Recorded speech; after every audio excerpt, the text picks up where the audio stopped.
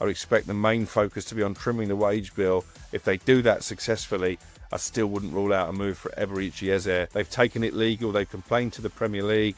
I'm not sure they're going to win.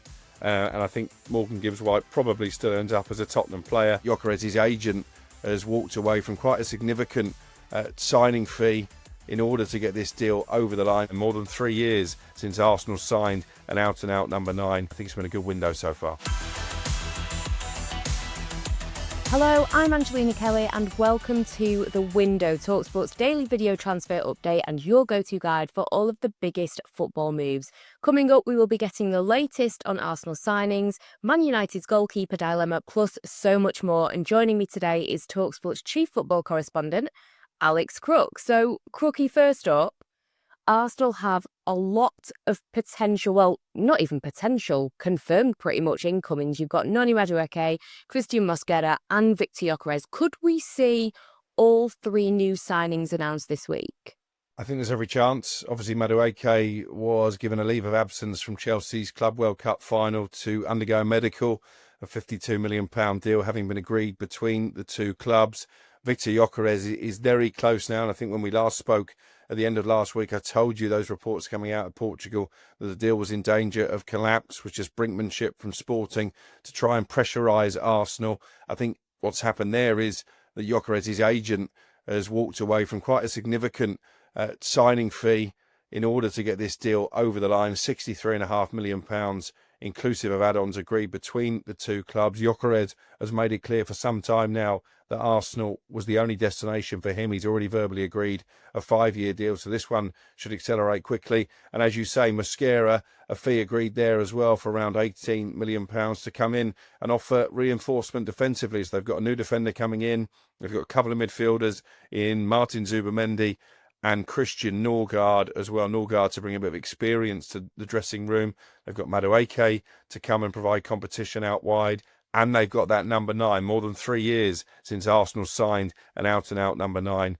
I think it's been a good window so far. Yeah, this is a strong Arsenal team coming into the new season. I mean, looking at the financial side of it, have they actually got anything left now? Do you think that they're going to be pushing for some outgoing moves for people like, Reece Nelson, Fabio Vieira, Alexander Zinchenko maybe? I know obviously Trossard has been linked to a move. Yeah, I think obviously when players come in, inevitably there's going to be casualties and people who have to go.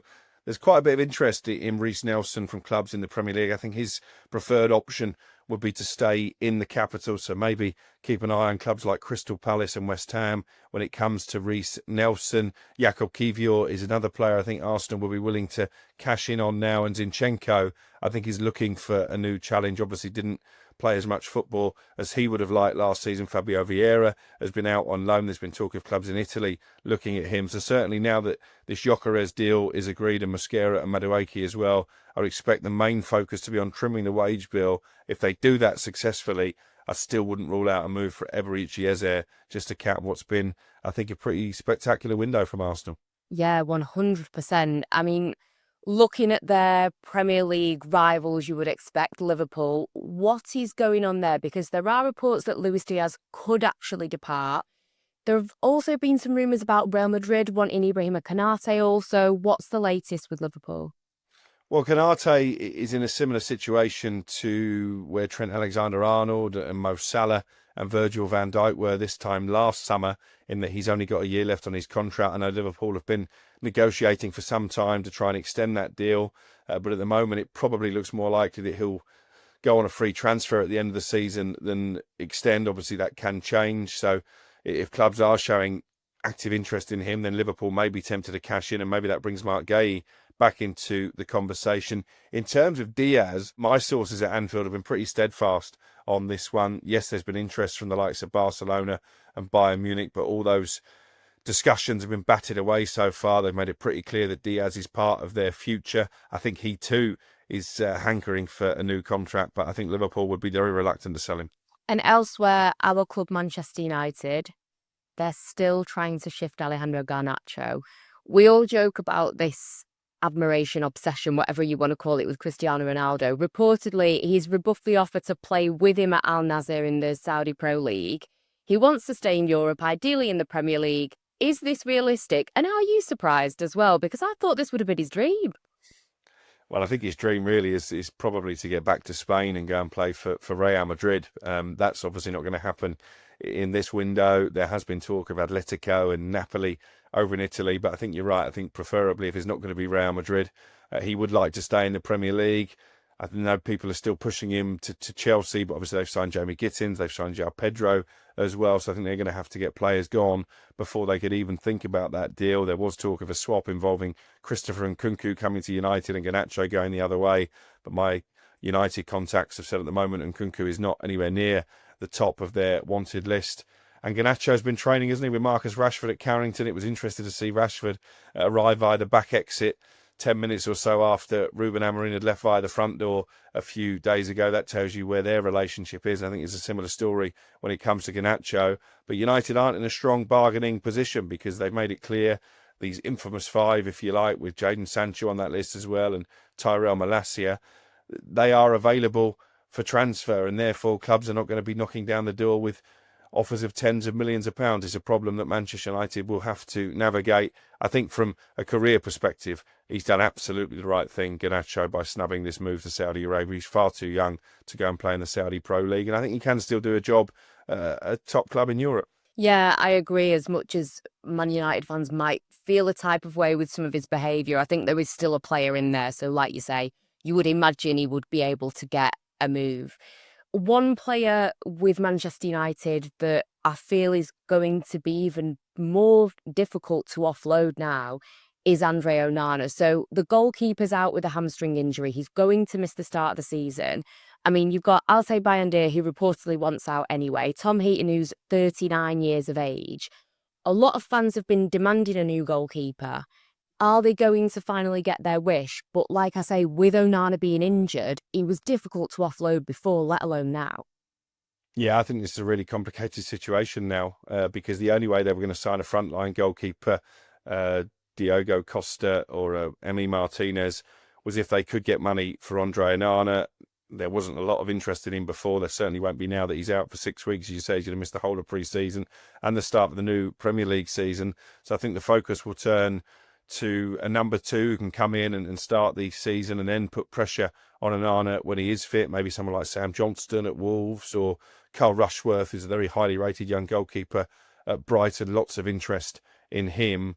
But it's a problem because I think Manchester United, as much as they need goals at the top end of the pitch, and they're addressing that with Matheus Cunha, and hopefully Brian Mbeumo will move this week as well. I think a top goalkeeper, or at least someone who knows how to keep the ball out of the back of the net, is certainly high on a lot of Manchester United fans' lists. But as I say, it was always going to be difficult because they paid so much money for Onana. Therefore, they would have to sell him for a certain fee in order to balance the books in terms of PSR. It's another headache that Ruben Amorim is going to have to negotiate. It does make a mockery of Ashley Young, by the way, coming out on television and claiming that Amorim has got no more excuses. This is a team who finished 15th last season. They've signed one player so far. Yeah, this is it. I mean, fans are probably starting to get a little bit nervous. Another team, finally, I wanted to finish on. We spoke about it last week. The Nottingham Forest situation, Morgan Gibbs-White, we broke that when we were speaking about the deal being put on hold, etc. What's going on with Nottingham Forest now? Because they're going to have to bring some names in. Yeah, well, he was back at training on Monday morning, had a smile on his face as he was snapped by the club photographer, and they made no secret of it by putting it all over social media. Nottingham Forest, I think that's a clear message to Tottenham.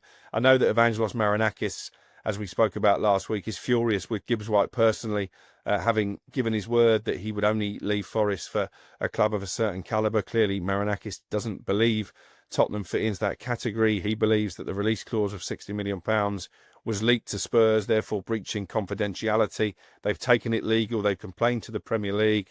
I'm not sure they're going to win. And I think Morgan Gibbs-White probably still ends up as a Tottenham player.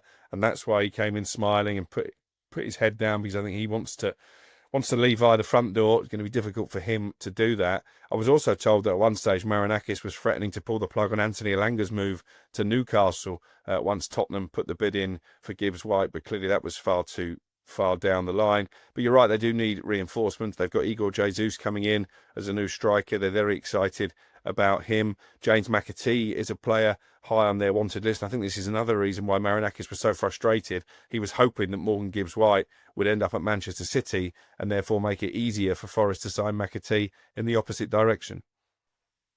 Well, there you have it. Thank you so much, Crookie, for all of that information. Remember, the window will be back tomorrow to keep you up to date with the latest rumours, done deals, and everything in between. But in the meantime, don't forget you can also stay up to date with transfer news via Alex Crook's transfer notebook on the website talksport.com. The window is in association with our own bookie, TalkSport Bet. Download the app or head to talksportbet.com if you want to get involved. 18 plus, T's and C's apply. BeGambleAware.org.